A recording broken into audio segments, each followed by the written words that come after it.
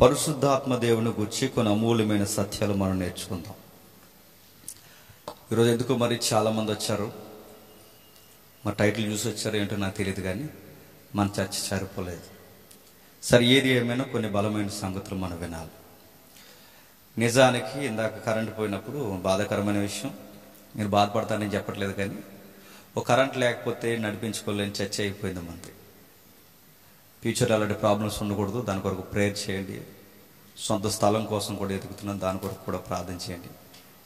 మిమ్మల్ని హెల్ప్ చేయమని అడగట్లేదు, కానీ నేను కొనగలిగే సామర్థ్యం దేవుడు నాకు ఇవ్వాలని ప్రార్థన చేయండి. బయట వాళ్ళలాగా మన జిమ్మిక్లు మ్యాజిక్లు మీ మీద రుద్దలేము. అవసరమైతే ఎవరెవరు కిడ్నీ అమ్మేసి అయినా చర్చ కాదు, వాళ్ళదే. నేను వాకింగ్ చెప్పాలి కదా. ఓకే, సరే. ఇటీవల కాలంలో బాగా పెట్టరేగిపోతున్న వార్తల్లో లేదా సువార్తను మరింత మరుగు చేసి బాగా ఎటకారానికి గురి చేస్తున్న సిద్ధాంతాలలో ఒక సిద్ధాంతం పరిశుద్ధాత్మను గురించి. మిమ్మల్ని నేను జనరల్గా అడుగుతున్నాను, నాకు సమాధానం చెప్పండి. పరిశుద్ధాత్ముడు అనగానే మన మదిలో వచ్చే ఇమేజ్ ఏంటి? మిమ్మల్ని మీరు కూడా క్రిస్టియన్లు ఉన్నారు కనుక మిమ్మల్ని అడుగుతున్నాను. పరిశుద్ధాత్మ దేవుడు అనగానే జనరల్గా మన మదిలో లేచే ఆలోచనలు ఏంటి? స్వస్థతలు అంటాం, నెక్స్ట్ భాషలు అంటాం, నెక్స్ట్ చెప్పండి. ఆయన గూర్చి ఇంకా మీకు ఏం తెలుసు అంటే లేటెస్ట్ కొన్ని వివరణలు వచ్చినాయి. అరటిపొల్లో ఉన్నాడని చెబుతున్నారు. హైదరాబాద్లో ఒక పెద్ద సేవకుడు ఉన్నాడు.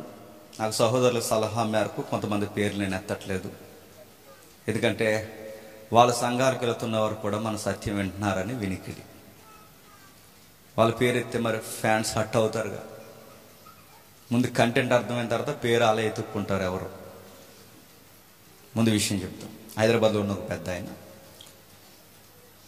యాపిల్ని 7 సార్లు కొరికితే పరిశుద్ధాత్ముడు కార్యం చేసి మీకు బిడ్డల్ని ఇస్తాడన్నారు. డెడ్ స్లీప్గా ఎంత లో లెవెల్లో మాట్లాడుతున్నారంటే అరటి పళ్ళల్లో పరిశుద్ధాత్ముడు ఉన్నాడు అంటున్నారు. కచ్చిపుల్లో పరిశుద్ధాత్ముడు ఉన్నాడని చాలా కాలం తిరిగాడు ఒక ఆయన. చాలా మంది ఎద్దేవా చేశారు, లాజిక్ అడిగారు, రెఫరెన్స్ కోట్ చేసి ఎడాఫెడా వక్తలందరూ వాయించారు, కచ్చిపులు అమ్మడం ఆపేశారు. సరే, ఆయన తగ్గాడు అనుకుంటే అరటిపళ్ళు అమ్మే వాళ్ళు ఎక్కువైపోయారు, యాపిల్స్ అమ్మే వాళ్ళు ఎక్కువైపోయారు, ఆయిల్స్ అమ్మే వాళ్ళు ఎక్కువైపోయారు.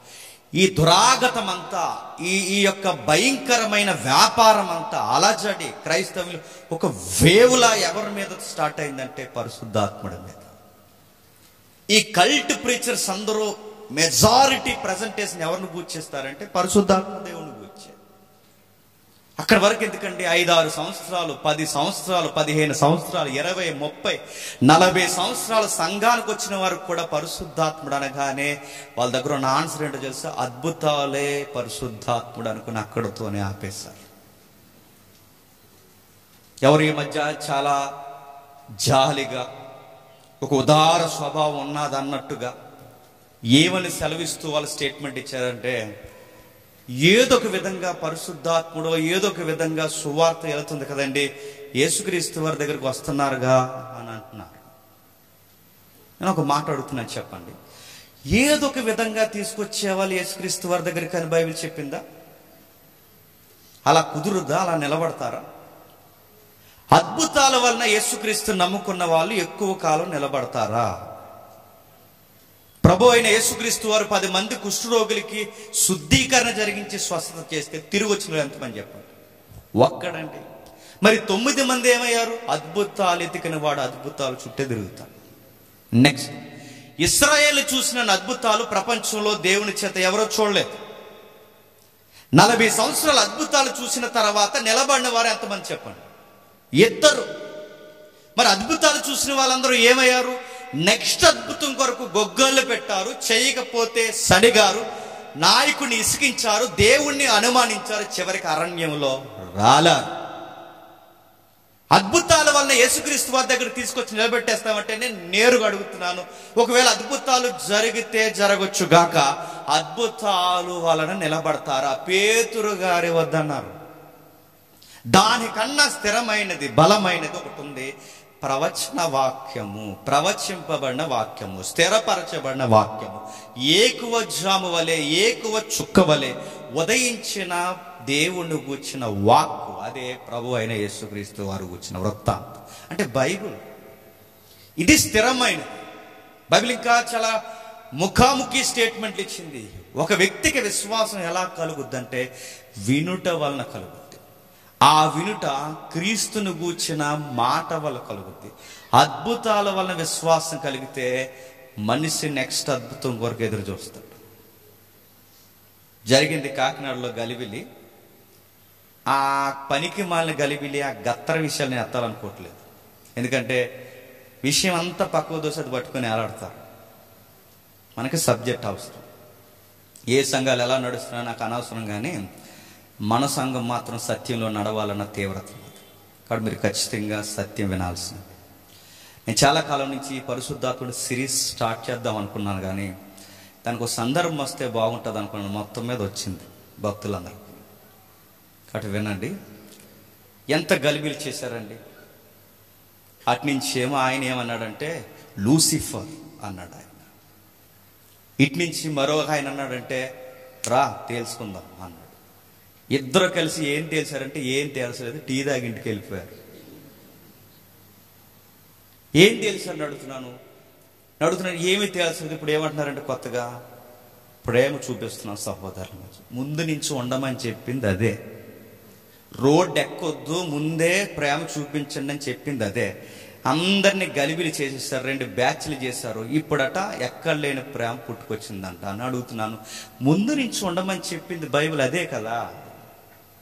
ఒక వ్యక్తి రాంగ్ డాక్టరీని మాట్లాడినప్పుడు, అరే బ్రదర్ ఇలా ఉంది, దీని విషయంలో డిస్కషన్ స్టార్ట్ చేద్దాం అనుకుంటున్నా, ఏమంటావు అన్నప్పుడు, అతను నిన్నలైనప్పుడు అడ్డగోలు వ్యాపారం స్టార్ట్ చేసినప్పుడు, అప్పుడు కదా మనం డిసైడ్ చేయాల్సింది పబ్లిక్లోకి వచ్చి.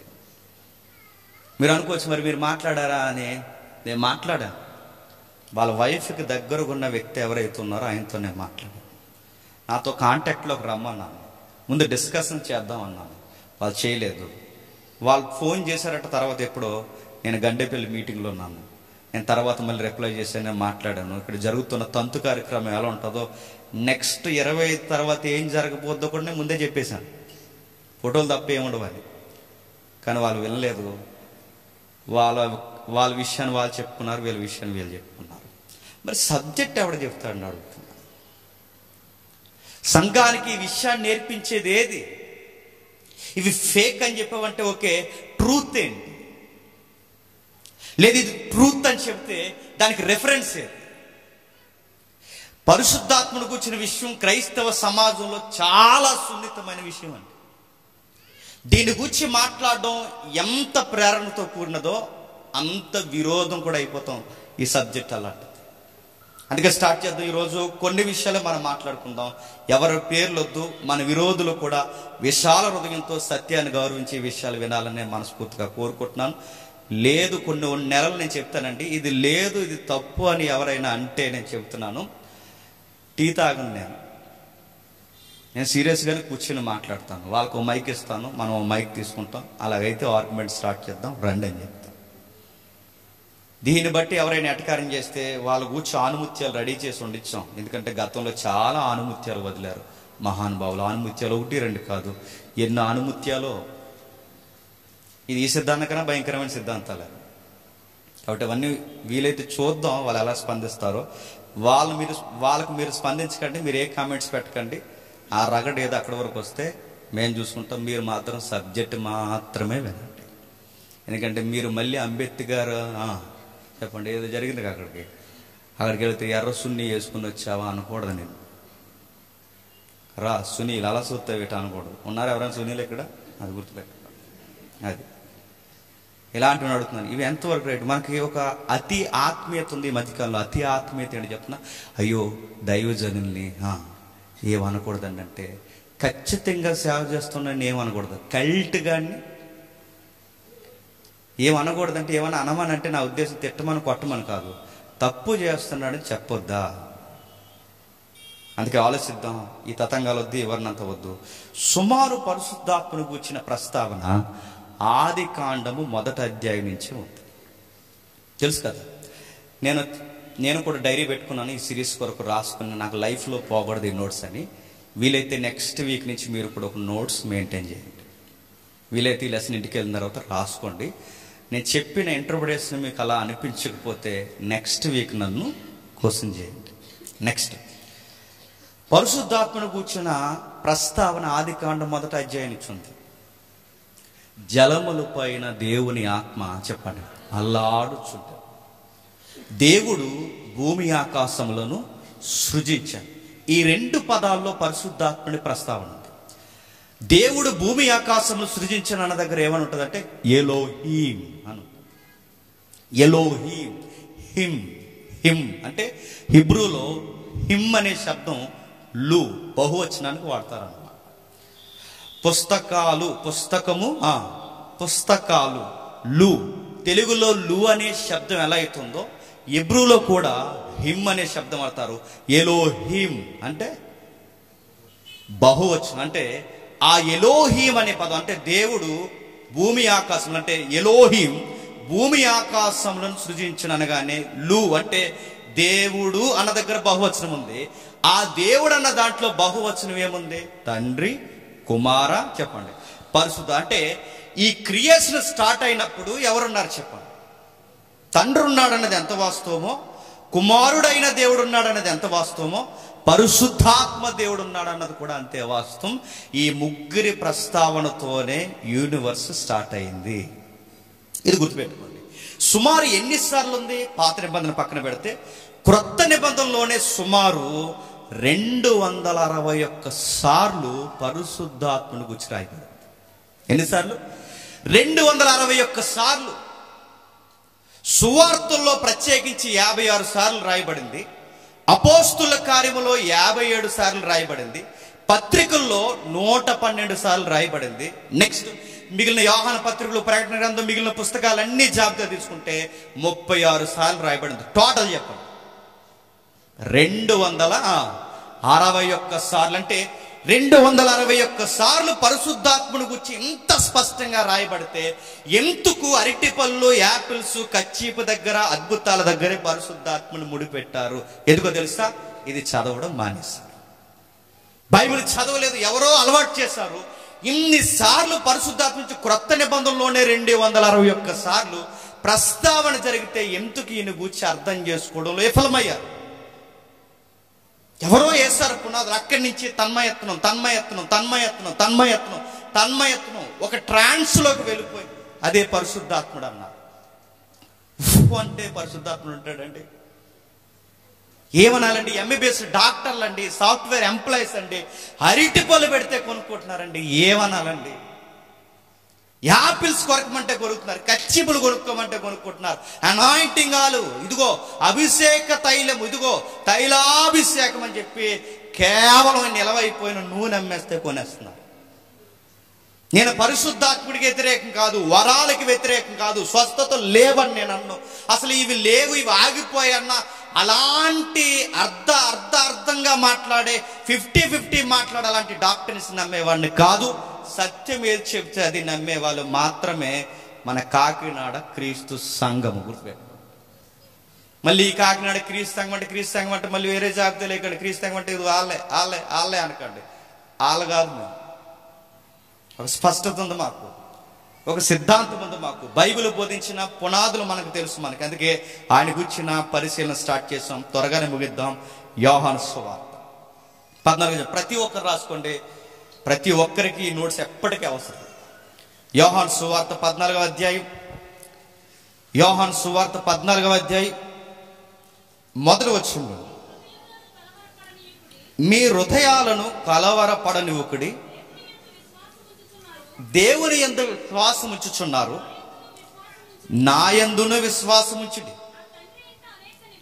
నా తండ్రి ఇంట అనేక నివాసములు కలవు, లేని ఎడల మీతో చెప్పుదును, మీకు స్థలము సిద్ధపరచ వెలుచున్నాను.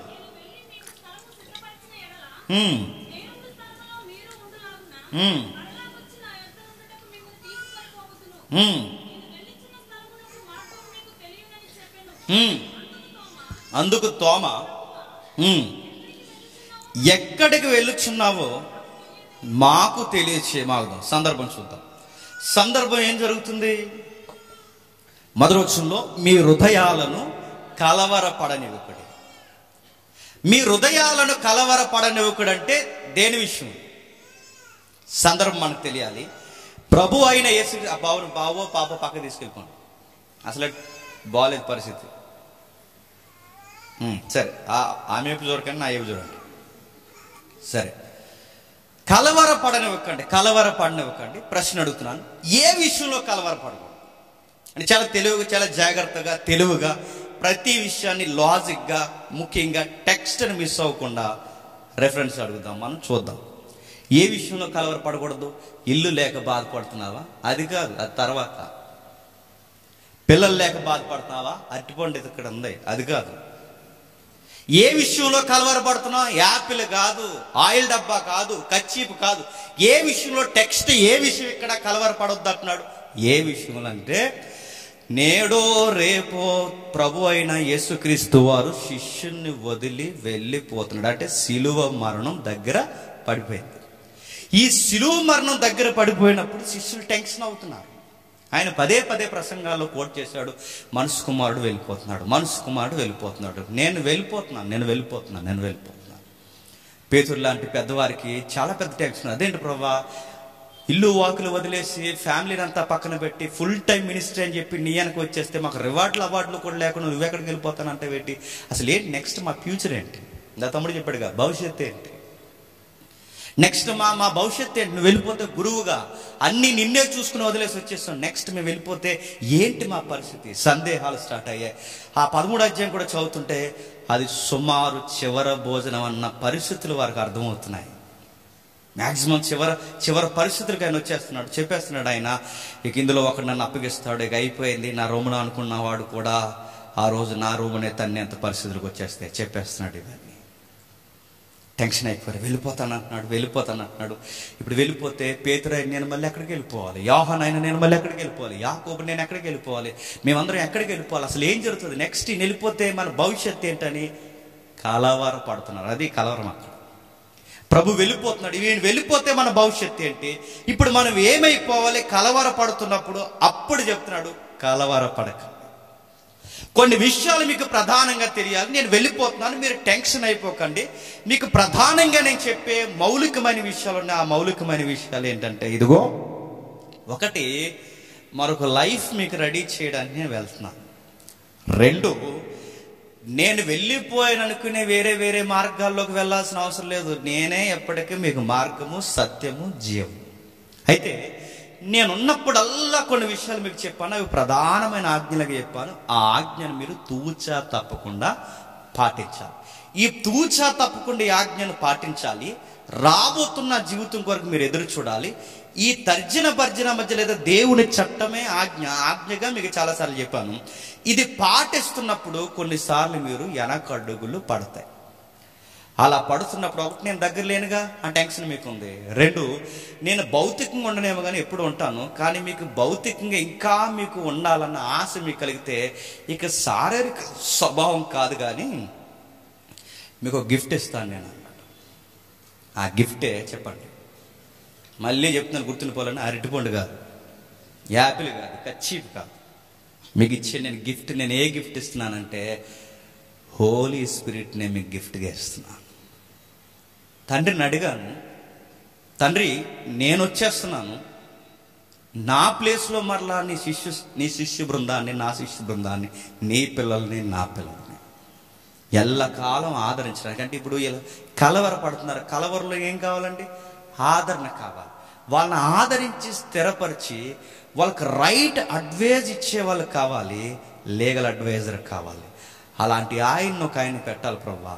ఎవరిని పెట్టాలని తర్జన భర్జన అవ్వలేదు కానీ వాళ్ళకి ముందే అనాది సంకల్పం ఉంది, ఆయనే పరిశుద్ధాత్మ దేవుడు. ఇప్పుడు 15 వచనం చదవండి. మీరు నన్ను ప్రేమించిన ఎడల నా ఆజ్ఞను గైకొందురు, నేను తండ్రిని వేడుకొందును, మీ యొద్ద ఎల్లప్పుడూ ఉండుటకై ఆయన వీరొక ఆదరణకర్తను అనగా సత్యస్వరూపి అయిన ఆత్మయగు మీకు అనుగ్రహించుచున్నాను, మీ యొద్ద ఎల్లప్పుడూ ఉండుటకంటే ఇప్పుడు నేను వెళ్ళిపోతున్నాను, రేపు నుంచి ఎవరుంటారు మీతో? ఒక ఆదరణకర్త ఉంటాడు. ఆయన ఎల్లప్పుడూ ఉంటాడు, ఎల్లప్పుడూ ఉంటాడు. ఉంటాడు అన్న దగ్గర బైబిల్ లైన్స్ కొంచెం మనకు అర్థం కావాలి. నా మాటలు అర్థమవుతున్నాయా? ఉంటాడు అన్న దగ్గర బైబిల్ లైన్స్ అంటే ఉంటాడు అంటే ఇప్పటి వరకు యేసుక్రీస్తు వారు ఉన్నారు, రేపు నుంచి ఎవరు ఉంటారు? పరిశుద్ధాత్ముడు ఉంటాడు. అంటే ఇప్పటి వరకు ఆయన ఉన్నాడు, రేపు నుంచి ఆయన ఉంటాడు. మరి యేసుక్రీస్తు వారు రాకముందు ఎవరున్నారు? అందుకే బైబిల్ 3 భాగాలు మనకు అర్థం కావాలి. ముఖ్యంగా బైబిల్ 3 భాగాలు.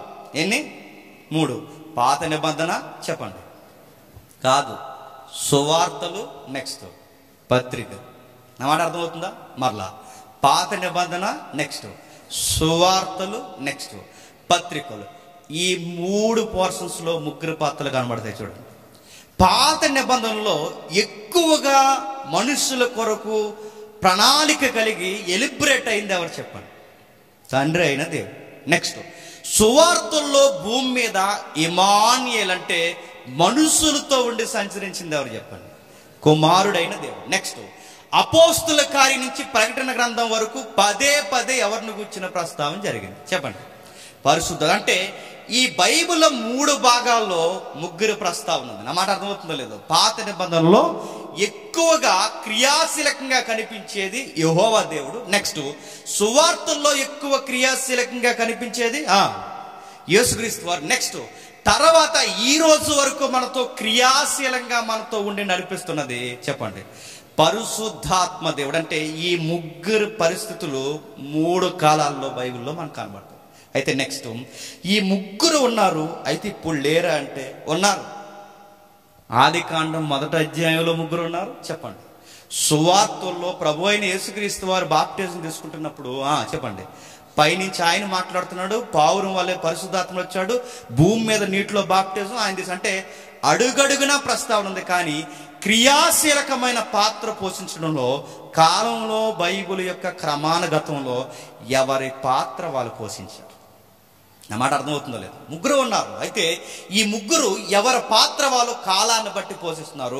పాత నిబంధనలు ఎక్కువ తండ్రిని గూర్చి, క్రొత్త నిబంధన సువార్తల్లో కుమారుని గూర్చి, నెక్స్ట్ ఆయన గూర్చి పరిశుద్ధాత్మని గూర్చి. అయితే ఈ 3 ఒకరిని ఒకరు హెచ్చించుకున్నారు. చాలా మంది కేటగిరీస్ ఇస్తున్నారు. కేటగిరీస్ తండ్రి చెప్పండి, కుమారుడు పరిశుద్ధాత్మ. ఇలా ఇవ్వకూడదు అయ్యా. తండ్రి చెప్పండి, కుమారుడు చెప్పండి, పరిశుద్ధాత్మ.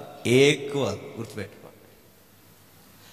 సుప్రీం చెప్పండి, చిన్నోడు చెప్పండి, ఇంకా చిన్నోడు అనకూడదు. ఒక రకంగా ఎక్స్ట్రీమ్ అయిపోయి పరిశుద్ధాత్ముడు చిన్న తమ్ముడు అన్నారు. ఇంకొకడు వస్తాడు మామయ్య అంటాడు, ఇంకొకడు అంటున్నాడు యాపిల్ అంటున్నాడు. చూసారు? మౌలికమైన విషయాలండి ఇవి, మౌలికమైన విషయాలు. తండ్రి, కుమార, పరిశుద్ధాత్మ.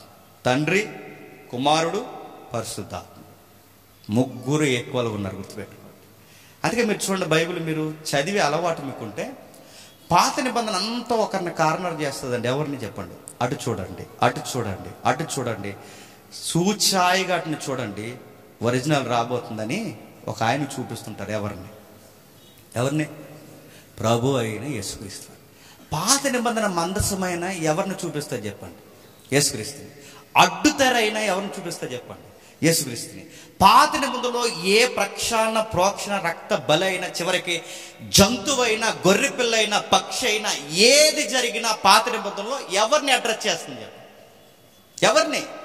కుమారుడైన క్రీస్తుని, కుమారుడైన దేవుని అడ్రస్ చేస్తుంది. అంటే పాత నిబంధన అంతా కుమారుడు వస్తున్నాడు అని చూపిస్తే, క్రొత్త నిబంధనలో కుమారుడు వచ్చి ఈయన ఎవరిని చూపిస్తున్నాడు చెప్పండి? చెప్పాలి. ఈయన ఎవరిని చూపిస్తున్నాడు? తండ్రి లేకుండా ఏది చేయను, తండ్రి లేకుండా ఏది చేయను, తండ్రి మహిమ, తండ్రి మహిమ, తండ్రి మహిమ. ఆయన ఏమన్నాడంటే కుమారుని ముద్దు పెట్టుకోండి, కుమారుని ముద్దు పెట్టుకోండి, కుమారుని ముద్దు పెట్టుకోండి. ఈయన వచ్చి ఏమంటాడంటే తండ్రిని విశ్వసించండి, తండ్రి చిత్తం నెరవేర్చండి, తండ్రి చిత్తం. అంటే ఆయనేమో ఈయన గొప్ప చేస్తాడు, ఈయన మహిమపరుస్తాడు. ఈయనేమో చెప్పండి ఆయన మహిమపరుస్తాడు. 3 ఆయన వచ్చాడు. ఎవరు చెప్పారు? పరిశుద్ధాత్ముడు వచ్చి క్రీస్తునందు తండ్రి చిత్తమందు మరింత స్థిరపడడానికి ఇవ్వబడిన ఆదరణకర్తే చెప్పండి పరిశుద్ధాత్మ. ఈయన ఎంత హెచ్చించారంటే తండ్రిని కుమారుణ్ణి ఒక మాట అన్నా పర్లేదు కానీ వాళ్ళిద్దరు ఇచ్చిన స్టేట్మెంట్ ఆయన గాని అన్నారంటే చెప్పండి అస్సలు క్షమాపణ లేదన్నారు వాళ్ళు. ఎవరైనా తగ్గారా చెప్పండి? లేదు, మనమే తగ్గించాం. వాళ్ళెక్కడ లేదు. బైబిల్ ఎలా ఉంది? తండ్రితో విడిచిపెట్టకూడని భాగ్యం, సమానుడనే భాగ్యం విడిచిపెట్టాడు అంటే దాని అర్థం ఏంటి చెప్పండి? తనను తాను తగ్గించుకున్నాడు తప్ప తన కేటగిరీ ఏమి చెప్పండి దైవత్వంలో తగ్గిపోదు, పాత్ర పోషణలో తగ్గుతుంది. ఒక మాట చెప్తానండి, మా నాన్న ఉన్నాడు, లేదా మా అన్న ఉన్నాడు, లేదా మీ నాన్నగారు ఉన్నారు, మీ అన్న ఉన్నారు. నాన్నగారు నాన్ననే పాత్రలో ఉన్నాడు, కొడుకు కొడుకనే పాత్రలో ఉన్నాడు, అన్న అన్ననే పాత్రలో ఉన్నాడు. ఇప్పుడు ఈ పాత్రను బట్టి వాళ్ళు పోషిస్తున్న విధానాన్ని బట్టి ఒక తత్వాన్ని తీసేయకూడదు. మనం నాన్నైనా మనిషే చెప్పండి, కొడుకైనా మనిషే చెప్పండి, చెప్పాలి, తమ్ముడైనా మనిషి, అన్న అయినా మనిషి. అంటే మనిషి అనే తత్వం ఎక్కడికి పోదు. పాత్రను బట్టి మానవత్వం తగ్గిపోద్దా, మనిషి తత్వం తగ్గిపోద్దా? కాదు. పాత్రను బట్టి వ్యత్యాసాలు ఉన్నాయేమో కానీ తత్వంలో మాత్రం ఏమి లేవు చెప్పండి వ్యత్యాసం. ఇదే దైవత్వం కూడా అర్థమైతే చాలే. తండ్రి పాత్ర, కుమారుడు పాత్ర, పరిశుద్ధాత్మ పాత్రల్లో వ్యత్యాసాలు ఉన్నాయేమో కానీ చెప్పండి వ్యక్తిత్వంలో దైవత్వంలో వ్యత్యాసాలు లేవు. విడగొట్టకూడదు. ఒకవేళ విడగొడితే అంతకన్నా పాపం చెప్పండి లేదు. ఈయన ఆయన కనపరుస్తాడు, ఆయన ఈయన కనపరుస్తాడు, వీరిరువురు కలిసి పరిశుద్ధాత్ముడు కనపరుస్తాడు, ఈయన కలిసి వాళ్ళిద్దరిని కనపరుస్తాడు. ఇది పరిశుద్ధాత్ముడు ప్రస్తావన. త్రిత్వంలోని భాగాలు. త్రిత్వం అంటే మళ్ళీ ఆయన ఈయన ఈయన ఆయన అది కాదు. మళ్ళీ ఎవరి పాత్ర మీకు చెప్పాను, 9 ఎపిసోడ్లు చెప్పాను. ఎప్పుడు చెప్పారంటే ఇంక అంతే సంగతులు. ఇంకా లాస్ట్ ఇయర్ చెప్పాను, లాస్ట్ ఇయర్ బిఫోర్ ఎప్పుడు నాకు గుర్తులేదు చెప్పాను. నెక్స్ట్ ఓకే, పరిశుద్ధాత్మ గురించి ఇంకా ఏముంది బైబిల్లో? యోహాను సువార్త 14వ అధ్యాయం. యోహాను సువార్త 14వ అధ్యాయం. యోహాను సువార్త 14వ అధ్యాయం 18వ వచనం చూడండి. మిమ్మల్ని అనాథులుగా విడవను, మీ యొద్దకు వచ్చును, కొంతకాలమైన తర్వాత లోకము మరి ఎన్నడూను నన్ను చూడదు. ప్రభు అయిన యేసుక్రీస్తు వారి చరిత్ర, ప్రసంగాలు వాస్తవం అనడానికి ఇదిగోండి ఇలాంటి మాటలేనండి. ఆయన నిజముగానే దేవుడు కుమారుడు అనడానికి ఇలాంటి మాటలే. ఆయన ఏమన్నాడండి? ఇంకా మరణించక ముందే, మరణంలోకి వెళ్ళక ముందే ఆయన ఏమంటున్నాడండి? నేను కొంతకాలం తర్వాత ఈ లోకానికి కనబడిని, ఈ లోకం ఎన్నడూ నన్ను చూడదు. ఈ మాట చెప్పి ఎన్ని సంవత్సరాలు అయిందండి? 2000 సంవత్సరాలు. ఎప్పటికొచ్చి లోకానికి ఆయన కనబడ్డాడా? అయితే ఒక ఆఫర్ ఇచ్చాడు. లోకం నన్ను చూడదు కానీ నన్ను వెంబడిస్తున్న 12 మంది అయిన మీరు మాత్రం చూస్తారు. నిజంగా చూసారా? సరిగ్గా 3వ రోజుకు చూశారు. నెక్స్ట్ ఆ కొరింథీ పత్రిక చూడండి. 500 మందికి ఏం తక్కువ కాకుండా చెప్పండి అపోస్తుల తర్వాత 500 మంది సహోదరులు ఒకేసారి చూశారు. ఎవరు ఆయన చూశారంటే ఆయన విశ్వసించిన వారు ఆయన చూశారు, విశ్వాసం లేని వారు ఆయన ఎప్పటికీ చూడలేదు. ఇది కింద చెప్తున్నాడు. ఈ విషయం గుర్తుపెట్టుకోండి. నన్ను మీరు చూస్తారు, నేను మరలా కనబడతాను, 3వ రోజు మీకు కనబడతాను. కనబడ్డాడు ఖచ్చితంగా దురుగా. అంటే అనిన మాట ఖచ్చితంగా నెరవేరుస్తున్నాడంటే ఎవరైతే నెరవేరుస్తారండి? దేవుడైతేనే నెరవేర్చగలడు. ఎందుకంటే భవిష్యత్తు ఎవరికి తెలుసండి? దేవుడికే తెలుసు. దేవుడైతే నెరవేర్చగలడు. కింద చెప్తున్నాడు, నా ఆజ్ఞలను అంగీకరించి వాటిని గైకొని వాడు నన్ను ప్రేమించేవాడు, నన్ను ప్రేమించేవాడు తండ్రి వలన ప్రేమింపండి. ఎందుకంటే నన్ను ప్రేమిస్తే ఆయన ప్రేమిస్తాడు, ఆయన మీరు ప్రేమిస్తే నేను మిమ్మల్ని ప్రేమిస్తాను. ఈ అవినాభావ సంబంధం అడుగడుగున కనబడుతుంది. కిందికి నేనును వాడిని ప్రేమించి వానికి నన్ను కనపరుచుకుందునని చెప్పాను. ఇస్కరియోతు యోధ కాని యోధ అంటే మరో యోధ ఉన్నాడు. ప్రభువా, నీవు లోకమునకు కాక మాకు మాత్రమే నువ్వు మమ్మల్ని కనపరుచుకుంటే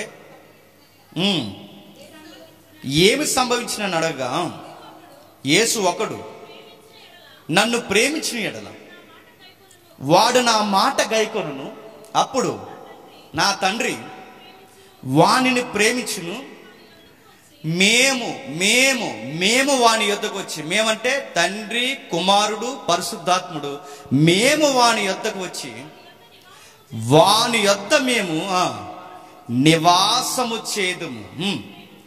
నన్ను ప్రేమింపనవాడు నా మాటలు గైకొనడు.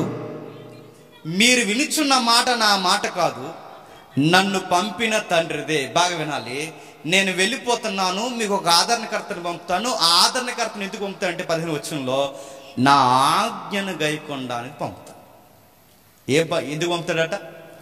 నా ఆజ్ఞను. మళ్ళీ చెప్తాను సున్నితమైన విషయం. పరిశుద్ధాత్ముడిని మనుషులకు దేవుడు ఎందుకు అనుగ్రహించాడంటే, నేను కొన్ని ఆజ్ఞలు చెప్పాను. ఆ ఆజ్ఞలు పాటించడానికి మీకు ఒకరు లీగల్ అడ్వైజర్ కావాలి. ఆ లీగల్ అడ్వైజర్గా మీతో ఉండి దేవుని చట్టాన్ని ఇలా జరిగించాలి అని మీకు అడ్వైజర్గా ఉండి పనిచేసే ఒక ఆయన అవసరం. ఆయనే పరిశుద్ధాత్మదే. నేను మీతో ఉండాలన్నా, తండ్రి మీతో ఉండాలన్నా, పరిశుద్ధాత్ముడు మీతో ఉండాలన్నా మీరు ఒక పని చేయాలి. ఏం చేయాలి? ఆజ్ఞ పాటించాలి. ఆజ్ఞ అంటే నేను చెప్పిన వాక్యాలు, కట్టడలు మీరు పాటిస్తే మీతో ఎవరుంటారు? నేను ఉంటాను. చెప్పండి. పరిశుద్ధాత్ముడు ఉంటాడు, తండ్రి అయిన దేవుడు ఉంటాడు. అంటే మేము మీతో ఉండాలి. అంటే ఒక వ్యక్తిలో పరిశుద్ధాత్ముడు కార్యము ఎప్పుడు జరుగుద్ది అంటే చెప్పండి టూకీగా, ఆజ్ఞను ఎవరైతే పాటిస్తారో వాళ్ళలోనే పరిశుద్ధాత్ముడు కార్యము పని చేస్తాది. పరిశుద్ధాత్ముడు క్రియాశీలకంగా పనిచేస్తాడు. దేనికి పనిచేస్తాడంటే ఆయన గూర్చిచ్చాడు ఆదరణకర్త. ఆదరణకర్త అంటే ఎప్పుడో చెప్పాను, మీరు ఎంతమంది విన్నారో? ఆదరణకర్త అంటే అడ్వకేట్ అంటారు, లీగల్ అడ్వైజర్ అంటారు. నేను ఈ మధ్య ఒక విషయం ఎదుర్కొంటున్నాను, మీరు కూడా వినండి. రాజమండ్రిలో చిన్న కన్స్ట్రక్షన్ స్టార్ట్ చేద్దాం అనుకున్నాం. ఆ కన్స్ట్రక్షన్ స్టార్ట్ చేయడానికి మేము 3 చెరువులు నీళ్ళు తాగాల్సి వస్తుందండి. ఈరోజు పంచాయతీలో కూడా రూల్స్ వచ్చాయి. ఒక షెడ్ వేయాలంటే పంచాయతీని సంప్రదించాలి. అదే సిటీలో షెడ్ వేయాలంటే మున్సిపాలిటీని సంప్రదించాలి. నా సైటు నా ఇష్టం, షెడ్ వేసేస్తానంటే ఏం చేస్తారు చెప్పండి? ముందు తీసుకెళ్ళి లోన్ వేసేస్తారు. అంటే దీనికి ఏముంది? ఒక రూలింగ్ అవసరం. ఇప్పుడు అడుగుతున్నాను, షెడ్ ఎంత వేయాలి, దాని వెయిట్ ఎంత ఉండాలి, లీగల్గా అంటే మున్సిపాలిటీకి చట్టం ఉంది, గవర్నమెంట్కి చట్టం ఉంది. దాని ప్రకారం ప్యాన్ అప్రూవల్కి ఎలా వెళ్ళాలి. నెక్స్ట్ దానికి ల్యాండ్ పన్ను ఉంది, మొన్న కట్టాను, దానికి ఎంత పన్ను కట్టాలి. తర్వాత ఎల్ఆర్ఎస్ అని ఉందట, అది కూడా కట్టాలట. నెక్స్ట్ ఎలా కడుతున్నానో కూడా ఒక ప్లాన్ని నేను అప్రూవల్ అంటే, సార్ నేను ఇలా కట్టుకుంటున్నాను మీరు ఏమంటారని చెప్పండి, వాళ్ళని అడగాలంట. ఇన్ని లొసుకులు మన తెలుసా? ఎప్పుడైనా మనం ఒక అపార్ట్మెంట్ కట్టేసి ఉన్నామంటే మనకు తెలడానికి ఇవన్నీ మనకు తెలియదు. అడుగుతున్నాను, మనం ఏదన్నా కట్టి ఇన్ని పడ్డాము మనకు తెలియదు. ఇప్పుడు మనకు తెలియనప్పుడు మనకు ఎవరు కావాలి చెప్పండి? ఒక లీగల్ అడ్వైజర్ కావాలి. లీగాలిటీ లేకపోతే అంటే చట్ట ప్రకారం వెళ్ళకపోతే, చట్ట ప్రకారం రూల్ ప్రకారం వెళ్ళకపోతే, రూలు ఉల్లంఘన అయితే ఏమవుతుంది? కట్టిన బిల్డింగు కూల్చేస్తారు. మీరు ఎన్ని కోట్లంటే కట్టండి, బుల్డోజర్లు వస్తాయి, క్రైన్స్ వస్తుంది, మున్సిపాలిటీ నుంచి మనుషులు వస్తారు, పెద్ద పెద్ద సుత్తులు సేనాలు పట్టుకుని వచ్చి నువ్వు ఎవడకంటే చెప్పుకుని దిక్కున్న వాడికి ఫటాఫటా పడగొడేస్తారు. ఎందుకంటే నువ్వు ప్లాన్ని తెచ్చుకోలేదు, అప్రూవల్ లేదు నీకు. నెక్స్ట్ గుడా రొడా అంటున్నారు చూసారా? గుడా రొడా అంటే ఇవన్నీ పడలేకుండా ముందు పడేవాళ్ళే గుడా రొడా. నాకే అర్థమవుతుంది ఈ మధ్య, మీరు కూడా వినండి. అంటే ఇవన్నీ వాళ్ళు తెస్తారు, ముందు ప్లానింగ్స్ అన్ని వాళ్ళు తెస్తారనమాట. అందుకే గుడా ఉందా రుడా ఉందా అని ఎందుకు అడుగుతారంటే, ఇవన్నీ మేము తిరగలేము, అప్పటికి ఇవన్నీ ల్యాండ్ మీరు లేఅవుట్లన్నీ చక్కబెట్టారా అని మాట అర్థమవుతుందా? ఇవన్నీ చక్కబెట్టడానికి ఆ గుడాకైనా రుడాకైనా ఇంకా రేపు పొద్దున ఎవడైనా ఈ భూములు అమ్మేవారు ఎవరైనా అందరికి ఒకడు ఉంటాడండి, ఆడి వేరే లీగల్ అడ్వైజర్. రేపు పొద్దున్న బాగా విన్నాను, రేపు పొద్దున్న ఒక అకౌంట్ మెయింటైన్ చేయాలి అంటే నీకు లీగల్ అడ్వైజర్ ఉండాలి. దేవుడు దేవాలి మన చర్చి ఇలా ఇరుగులో అడ్జస్ట్ అయిపోతుంది, కానీ ఓ పెద్ద చర్చి అయిపోయింది అనుకోని కాకినాడకి మనకు ఒక లీగల్ అడ్వైజర్ ఉండాలి తెలుసా? ఎందుకంటే షెడ్ కాబట్టి ఏ లీగల్ అడ్వైజర్ లేదు, ఉన్నది ఈడే మనకి. ఇదే నా ముందు చెప్పిన లీగలేండి, లాయర్. షెడ్ కాబట్టి మనం పర్లేదు. రేపు పొద్దున ఒక చర్చి కడతాం, చర్చి కట్టినప్పుడు దానికి ఒక అడ్వైజర్ ఉండాలి, ఒక అకౌంట్ మెయింటైన్ చేయాలి, దానికి ఒక సొసైటీ ఉండాలి. ఇన్ని తలపోట్లు ఉంటాయి కానీ నడవండి. ఈ ఇన్నిట్లో ఏది పొరపాటు జరిగినా ఏమవుద్ది? అర్ధాంతరంగా మినిస్ట్రీని ఆపేస్తారు. పాస్టర్ గారి కోసం నేను విన్నానండి, ఆయన సొంత స్థలం 2000 గజాలు, 2000 గజాల సైట్. 2000 గజాల సైట్లో విశాలముగా చాలా పెద్ద చర్చ్ కట్టుకున్నాడు. ఈ ఊర్లో ఎవడు అడుగుతారులే, నా సైట్గా మా తాతల దగ్గర నుంచి వస్తుంది భూమి అనుకుని కట్టాడు. 2000 గజాల్లో చక్కగా కట్టాడు, గార్డెన్ వదిలాడు, మంచిగా ప్లాన్ చేసుకున్నాడు. కట్టనిచ్చారంటే ఒక నోటీస్ పంపించారు.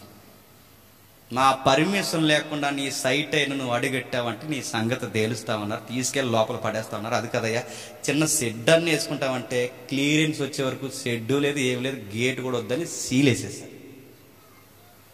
మనం ఏమనుకుంటామంటే మనం కొనేసుకున్నామంటే ఏం కొనేసుకున్నా తలకాయ నువ్వేం కొనలేవు, గుర్తెట్టుకో. నా మాట అర్థమవుతుందా? ఈ భూమిని ఎవడో కొనలేడు, కొన్నామన్న ఫీలింగ్ అంతే. నా మాట అర్థమవుతుందా? మనకు ఫ్రీగా వచ్చేది ఏమనుందంటే ఒకటేనండి, చెప్పండి, శ్మశానం వాటికి అది ఒక్కటే ఫ్రీగా వస్తుంది. ఎవ్వరు అడగరు. నేను ఒకవేళ అది కూడా ఆ ఊరోడు కాకపోతే అడుగుతారు, అది కూడా ఫ్రీ రాదు. మళ్ళీ ఎవడరా ఈ ఊర్లో కప్పెట్టేస్తున్నారని అంత ఈ భూమి చాలా గిరాకీ ఉందండి. టౌన్లో అది కూడా డబ్బులు కట్టాలి. టౌన్లో ప్లేసులు లేక అపార్ట్మెంట్లు కడుతున్నారండి, శ్మశానమే శ్మశానం. అరే ఒక చట్టం, ఒక లోకల్లో ఈ భూమి మీద బలుచును బిల్డింగ్ కట్టడానికే లీగల్ అడ్వైజర్ అవసరమైతే, ఒక అకౌంట్ మెయింటైన్ చేయడానికే లీగల్ అడ్వైజర్ అవసరమైతే, దేవుడు కొన్ని ఆజ్ఞలు ఇచ్చి అది దైవిక చట్టం అని పేరు పెట్టి దీన్ని పాటించండి అని సెలవిచ్చి, ఇది పాటిస్తే నేను మీతో ఉంటానని చెప్పి వెళ్ళి మీకు స్థలాలు ఉన్నాయి, ఇవి ఉన్నాయి, అవి ఉన్నాయి, మరలా వస్తాను, అప్పటి వరకు ఇవి పాటించండి అని ఒక చట్టాన్ని మనం ముందు పెట్టి వెళ్ళిపోయాడంటే ఈ చట్టాన్ని ఎలా ఫాలో అవ్వాలి అంటే మనకు ఎవరు ఉండాలి చెప్పండి? లీగల్ అడ్వైజర్ ఉండాలి. ఆ లీగల్ అడ్వైజర్నే తెలుగులో ఆదరణకర్త అన్నారు, మూలంలో అడ్వకేట్ అన్నారు. మనకి ఇంకా బాగా అర్థం కావాలి అంటే మన తరపున వాదించే న్యాయవాది అన్నారు. ఆ మాట అర్థమవుతుందా? పరిశుద్ధాత్ముడిని ఎందుకు మనకి దేవుడు ఇచ్చాడు, ఎందుకు గిఫ్ట్గా మనకి ఇచ్చాడంటే ఆయన చేత ఉగ్రతగా మనం గురవ్వకూడదంటే మనకు ఒక నడిపించే నాయకుడు మనకు అవసరం. ఆయన ఉన్నంతకాలం ఆయన నడిపించాడు. ఇప్పుడు ఆయన వెళ్ళిపోతున్నాడు. ఇప్పుడు ఆయన వెళ్ళిపోయిన తర్వాత మమ్మల్ని ఎవరు నడిపిస్తారంటే ఆజ్ఞల పాటించలో మిమ్మల్ని నడిపించే ఒక ఆయన ఉన్నాడు. ఆయనే ఆదరణకర్త. ఆయన వస్తాడు, మిమ్మల్ని నడిపిస్తాడు. బైబిలులో ఇంత చక్కగా వీళ్ళ ముగ్గురిని గురించి ఇంత మంచి ప్రస్తావన మన గురించి రాయబడితే, పరిశుద్ధాత్ముడు ఆదరణకర్త అంటే నాకు ఎవ్వరు లేరని దిగులు చెందకు, నాకేమైపోతుందని దిగులు చెందకు, నా లైఫ్ నెక్స్ట్ డేట్ అని దిగులు చెందకు, నీ కలవరానంతటికీ ధైర్యం ఇచ్చేవాడే, భరోసా ఇచ్చేవాడే, ధైర్యం, గుండెల నిండా ధైర్యం, భరోసా ఇచ్చేవాడే, నిన్ను రేపేవాడు అక్కడ ఉన్నాడు. ఆయనే. చెప్పండి, పరిశుద్ధాత్ముడు అంటే గుండెల నిండా ధైర్యంతో నిలబెట్టేవాడు పరిశుద్ధాత్ముడు. శ్రమ అయినా, ఖడ్గమైన, హింస అయినా, బాధ అయినా, ఏదైనా, సముద్రమైన, ఆకాశం విరిగి మీద పడినా, ఏది జరిగిపోయినా ధైర్యంగా దేవుని ఆజ్ఞను పాటించి నిలబడని నిన్ను ముగించేద్దాం. నెక్స్ట్, యాకోబు పెద్ద కొడుకు ఒక రోజు ఏమంటాడంటే, యాకోబు గారి పెద్ద కొడుకు ఎవరండి? రూబేను అమ్మగారు ఎవరండి? లేయమ్మకి సవతి ఎవరండి? రాహేలు. ఈయన గారు డ్యూయల్ రూల్ ఉంది ఎవరికి? యాకోబు గారికి. వన్ డే అక్కడ, వన్ డే ఇక్కడ, డే ఇక్కడ ఉంటే నైట్ అక్కడ ఉంటాడు. ఎవరు? యాకోబు గారు. ఈ టైంలో వీళ్ళిద్దరికి సవతి గొడవలు వచ్చినాయి. ఎవరిద్దరికి? రేకి రాహేలుకి గొడవలు వచ్చినాయి. ఆ టైంలో వీళ్ళ పెద్ద కొడుకు ఏమనంటే, మా అమ్మ ఇంకా పిల్లల్ని కనేయాలి, నాకు తమ్ముళ్ళని కనేయాలి, మా అమ్మ ఇంకా నాకు తమ్ముళ్ళని కానీ మా నాన్న ఎక్కువ మా అమ్మతో ఉండాలని, మా అమ్మ పిల్లల్ని కనాలి అని చెప్పడానికి అపాయింట్ పక్కన పెట్టండి, మా అమ్మ ఇంకా పిల్లల్ని కనాలని చెప్పి ఆ అబ్బాయి తీసుకున్న నిర్ణయం ఏంటి తెలుసా? పుత్ర ద్రాక్ష వృక్ష ఫలములు తేడానికి వెళ్తాడు. ఏం తేడానికి అంటే ఆ రోజుల్లో అన్యుల నమ్మకాలు, లేదా ఆ మెసపొతోమియా లేదా మిడిల్ ఆసియా ప్రాంతాల నుంచి వచ్చిన వీళ్ళందరి నమ్మకాలు ఏంటంటే, ఏదో ఒక పళ్ళు తింటే ఎవరు పుడతారు చెప్పండి. ఆ రోజుల్లో ఒక పళ్ళు ఉన్నాయట, ఆ పళ్ళు తింటే పిల్లలు పుడతారని నమ్మకం. ఏ పళ్ళు అంటే ఆ పళ్ళు పేరే చెప్పండి, పుత్ర ద్రాక్ష వృక్ష పళ్ళు తింటే మా అమ్మ ఇంకా నాకు పిల్లల్ని కంట, తమ్ముళ్ళని కంటది, మా సంతానం పెద్దదైపోద్దని నమ్మాడు. రూబేను గారి నమ్మకాలు వచ్చాయండి ఈరోజు. ఎవరి నమ్మకాలు? నడుతున్నాను ఇలాగ అంటున్నాడండి ఆయన, ఏదో అన్నాడండి, నాకు సరిగ్గా గుర్తురాట్లేదు. ఏమంటున్నాడంటే, థైరాయిడ్ తగ్గిపోను కాక ఏంటి ఒక మాట అంటున్నారు. పిల్లలు లేని వారు ఏడ్చిన వారు, అన్న ఏడ్చింది పిల్లలు లేక ఒక కమిట్మెంట్ దేవుడికి ఇచ్చింది. దేవుడికి పిల్లలు లేని వారు కమిట్మెంట్ ఇచ్చిన వెంటనే బైబిల్లో ఎవరు పుట్టారు చెప్పండి? పిల్లలు పుట్టారు. శారాకి అబ్రహాముకి పిల్లలు పుట్టలేదు, మృతతుల్యమైపోయారు. మృతతుల్యమైన వాళ్ళు ఒక మాట కొరకు ఎదురు చూస్తాడు, దేవుడు ఇస్తాడు వాళ్ళని పరీక్షించాడు. అన్న మాటను ఒక రోజు నెరవేర్చాడు. మీరు నమ్మండి, 18 సంవత్సరాల పిల్లల కొరకు ఎదురు చూసి ప్రార్థించి పిల్లలను కన్నా తల్లిదండ్రులు లేరా? 18 సంవత్సరాలు. 30 సంవత్సరాల తర్వాత పిల్లలు కానీ వాళ్ళు లేరా? బైబిల్లో లేరా? 100 ఏళ్ళకి పిల్లలు కానీ వాళ్ళు లేరు. ఎక్కడొచ్చినాయండి అలవాట్లన్నీ? అదిగో ఆ బయట నమ్ముతారు దేవతల గుడి దగ్గర. ఆ దేవతల గుడి దగ్గర ఇదిగో ఈ పువ్వు తినండి, లేదా ఈ కొబ్బరి పెచ్చి తినండి, ఇలాంటివి తింటే పిల్లలు పడతారు, అక్కడ నమ్ముతారు. ఆ బావులో నీళ్ళు తాగండి, రాయి మీద రాయి ఎట్టండి, ఇలాంటివన్నీ వాళ్ళు నమ్ముతారు. మన వాళ్ళు అవి మార్చి కొంచెం ఏం చెప్తాను తెలుసా? యాపిల్ 7 సార్లు కొడకండి అన్నాడు. ఇంకా దరిద్ర యాపిల్ ఒకసారి కొడితే నల్లగా అయిపోతాడు. దానికి ఉన్న విధానం బట్టి దాని pH వాల్యూ తగ్గిపోద్ది. మీరు చూసారు, యాపిల్ని గాలి తగిలిన pH వాల్యూ పడిపోద్ది. అది ఎప్పుడైతే 7 సార్లు కొరికి మళ్ళీ బ్యాగ్లో పెట్టుకుని ఆ కొరికేసిన పట్టుకెళ్ళి ఎవరు తినిపించాలట? ఇంట్లో మీ యజమాని తినిపించాడు. ఏంటి అప్పటి వరకు ఇదంతా ఎవరి కార్యం అంట? అండ్ మీరు నన్ను ఏమనుకున్నా పర్లేదండి, ఈ లైవ్ చూస్తున్నారు కానీ, ఎవరు నన్ను తిట్టుకున్నా పర్లేదు కానీ, ఇవన్నీ నేను మళ్ళీ చెప్తాను. కల్ట్ ప్రీచింగ్, అబద్ధం, నేరం, మోసం, అంత్య దినముల్లో బలమైన అద్భుత కార్యాల పేరట మోసం జరుగుద్ది అన్నాడు. అది జరుగుతుంది. అది ప్రజలు బలంగా నమ్ముతారన్నారు, నమ్ముతున్నారు ప్రజలు. ఈరోజు మనకి నెక్స్ట్ వీక్ నుంచి ఇక్కడ జరుగుతాయంటే ఈ బిల్డింగ్ సరిపోద్ది అనుకుంటున్నారా? ఇప్పటికిప్పుడు నా బోధ మార్చి ఇదిగో ఇదే అండి మొదలెడితే వాళ్ళకన్నా బాగా మనం బీజిఎం లేసి అనలేమండి. నరాలు తెగిపోయేలాగా అనగలం, అనలేము. ఈ తన్మయత్వంలోకి నడిపించి అది ఇది అని అంటే నేను అడుగుతున్నాను, అది ఇది మాట్లాడితే అదే పరిశుద్ధాత్ముడు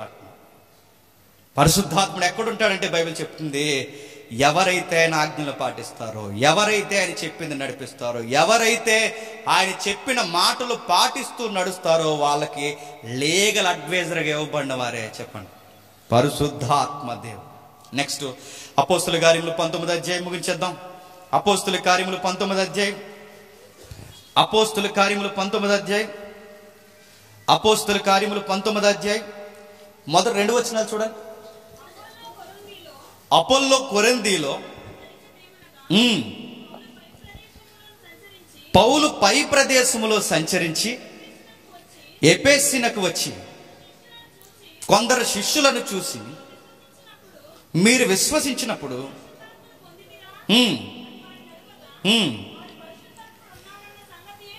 అతడు పరిశుద్ధాత్ముడు ఉన్నాడన్న సంగతే మేం వినలేదు అన్నారు. వాళ్ళ వాలకాలు చూశాడు, వారి వ్యవహారాలు చూశారు, వాళ్ళ యొక్క ప్రవర్తన చూశాడు. చూసి ఒక మాట అన్నాడు అపోస్తలుడైన పౌలు, అసలు మీరు పరిశుద్ధాత్ముడిని పొందుకున్నారు. ఇదే ప్రశ్న చాలా మంది వక్ర మార్గాన్ని పెట్టారు. మీరు పరిశుద్ధాత్మను పొందుకున్నారంటే పొందుకోవడం అంటే ఏంటి అని అడుగుతున్నాను. వీళ్ళ దృష్టిలో పొందుకోవడం అంటే ఏంటి చెప్పండి? అల్లరి, ఇంకా గొడవ, ఇంకా అన్యులకి లోకువైపోయేంతగా. అన్యులు లోకువైపోతున్నారన్న బాధ కాదు కానీ అన్యులకి లోకులా చేసేస్తున్నాం లేని విషయాన్ని. నా మాట అర్థమవుతుందో లేదు? పరిశుద్ధాత్మని మీరు పొందుకున్నారనగానే అందరి దగ్గర ఉన్న ఆన్సర్ చెప్పిన పొందుకున్నాం అని చెప్పి ఏదేదో ఎక్స్ట్రీమ్ విషయాలు మాట్లాడుతున్నారు. ఇదిగో నీ మీద పరిశుద్ధాత్మ పంపుతున్నాను, వాలంటీర్లు రెడీగా వచ్చేస్తున్నారు, పరిశుద్ధాత్మ పంపుతున్నాను, టచ్ అంటున్నారు. టచ్ ఏంటండి అని అడుగుతున్నాను. టచ్ ఏంటండి? అరే ఆయన వస్తాడు, నీతో ఉంటాడు, ఆయన లీగల్ అడ్వైజర్గా నడిపిస్తాడు. ఆయన ఎప్పుడు వస్తాడంటే ఆజ్ఞలు పాటించి రక్షణ పొంది, ఎవడైతే రక్షణ పొంది ఆజ్ఞలు పాటిస్తూ ఆయన విశ్వసించి నడుస్తారో వారిలో ఆయన ఉంటాడని బైబిల్ ఇంత కూలంకషంగా మనకు రికార్డెడ్గా బైబిల్ 261 సార్లు క్రొత్త నిబంధనలోనే ఇంత రికార్డ్స్ మనకుంటే ఈ టచ్లు ఎక్కడి నుంచి వచ్చినాయండి? బాధండి చెప్పనా? కొంతమంది అంటున్నారు ఆయనకు ఆ వరం ఇచ్చాడు. చెప్పండి, మీకు బోధించే వరం ఇచ్చాడు, నీకు తెరవలేక చెప్తున్నా అలాంటివన్నీ. అది వరం, అది వరమా అని అడుగుతున్నాను. అట్టిపూలు పంచడం వరమా ఏంటి? జ్వరం అంట, అదిగో వరమా? అది వరం అని అడుగుతున్నాను. వరాలని ఇది కలపకండి. చెప్పరు, తెలీదు, పైపచ్చుకు ఒక మాట నేర్చుకున్నాం. ఈ మధ్య అతి ఆధ్యాత్మికత ఏంటి చెప్పిన, అయ్యి ఎవరిని ఏమనకూడదండి. మనం ఎవరిని ఏమంటలేదు చెప్పండి, ఎవరిని ఏమంటలేదు. వాళ్ళ పర్సనల్ లైఫ్ మాట్లాడు, మనం ఎవరిని ఏమంటలేదు, వాళ్ళని ఎద్దేవి చేయట్లేదు, ఎటకారం చేయట్లేదు. మనం చెబుతున్నది ఏంటంటే బైబిల్లో ఉన్న పరిశుద్ధాత్ముడు వేరు. చెప్పండి, మీరు బోధిస్తున్న పరిశుద్ధాత్ముడు వేరు. ఒక ఇంపార్టెంట్ వచనం చూసి మనం ముగించుకుందాం. కొరింథీయులకు రాసిన 2వ పత్రిక 11వ అధ్యాయం. కొరింథీయులకు రాసిన 2వ పత్రిక 11వ అధ్యాయం. కొరింథీయులకు రాసిన 2వ పత్రిక 11వ అధ్యాయం 2వ వచనం నుంచి 4వ వచనం వరకు చదువుతాం.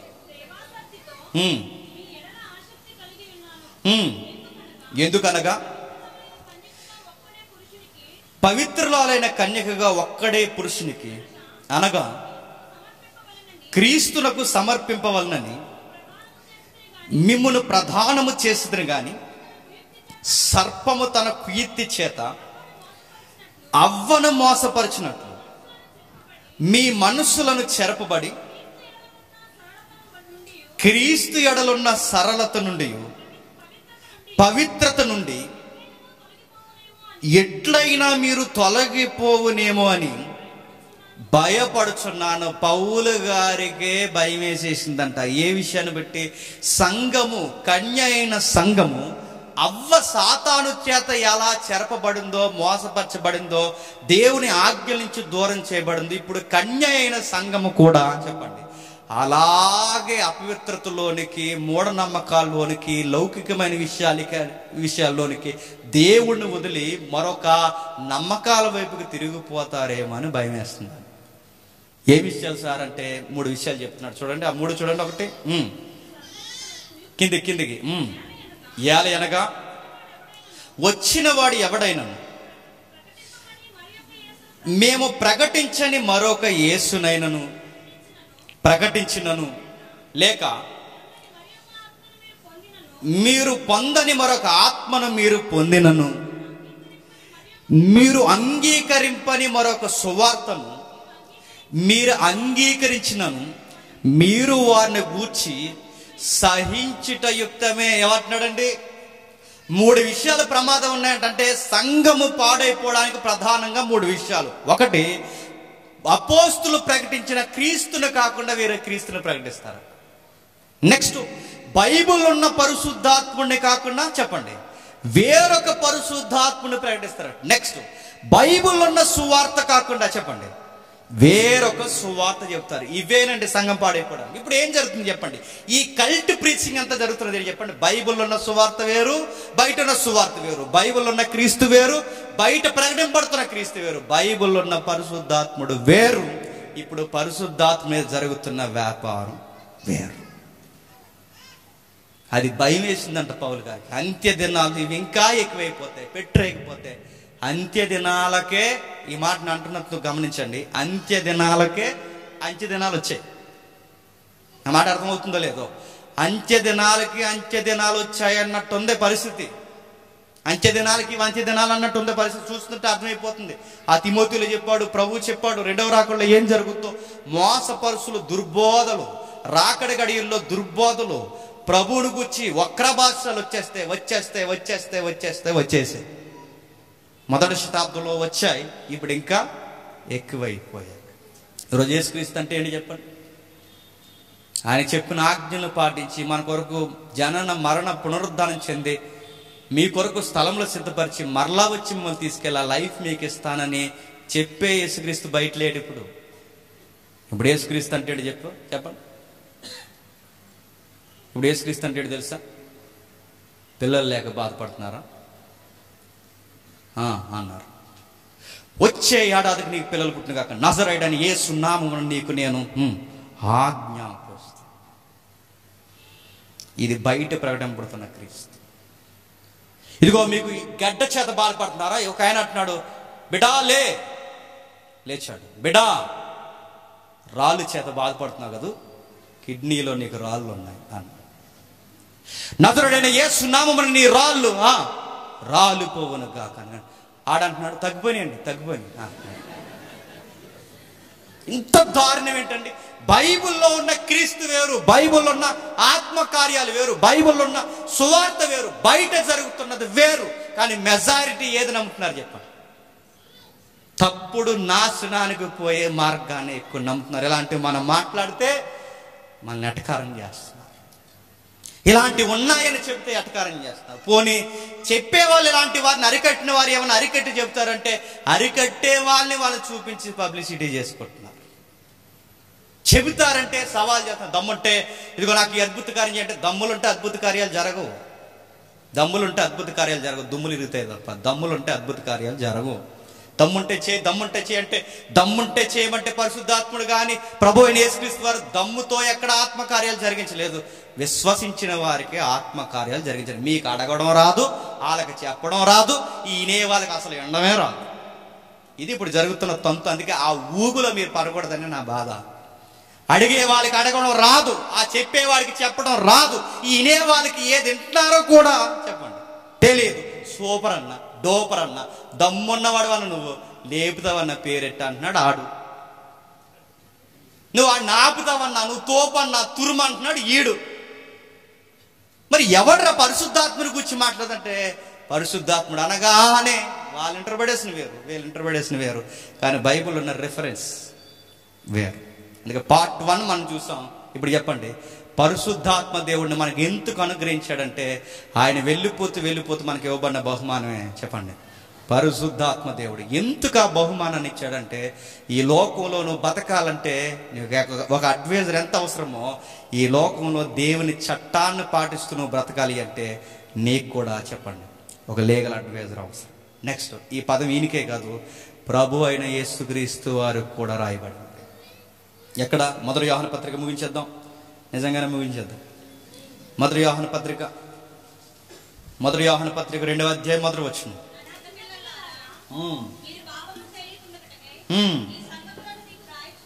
ఈ సంగతులను మీకు రాయిచున్నాను, ఎవడైనను పాపము చేసిన యెడల నీతిమంతుడై యేసుక్రీస్తును ఉత్తరవాదికి మరో పదం ఏంటి చెప్పండి? ఆదరణకర్త. ఆదరణకర్తకి మరో ఒక పదం ఉత్తరవాది, న్యాయవాది. ఇప్పుడు చెప్పండి, ఇవే పదాలు ఎవరికి వాడారు? పరిశుద్ధాత్ముడికి వాడిన ఆదరణకర్త, ఉత్తరవాది అనే పదం మళ్ళీ ఎవరికి ఉంది?